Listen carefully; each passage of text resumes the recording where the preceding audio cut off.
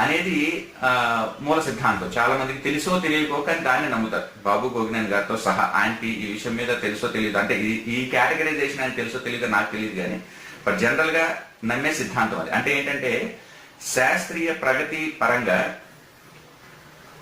ఈరోజు ఉన్న దానికంటే ఒక 10 సంవత్సరాల క్రితం వెనకబడి ఉన్నాం, అంతకంటే ఇంకొక 10 సంవత్సరాల ముందు అంతకంటే వెనకబడి ఉన్నాం. అంటే శాస్త్రీయ ప్రగతి అనేది ఏంటంటే రోజు రోజుకి ముందుకు వెళ్తుంది అనేది ఈ సిద్ధాంతంలో ప్రాథమికమైన ఒక నమ్మకం. అంటే ఇప్పుడు మనం ఉన్న టైంలో మనకి శాస్త్రీయంగా గత కాలం జీవించిన మనుషులందరికంటే కూడా శాస్త్రీయంగా మనం అన్ని రంగాల్లోని ముందున్నాం అనేది ఈ వాదన యొక్క ప్రాథమికమైన ఒక ఆలోచన, అంటే వాళ్ళ ప్రపోజల్ అది. కానీ ఇది చాలా వరకు నిజమే అండి, ఎక్కువ శాతం సందర్భాల్లో ఇది నిజమే.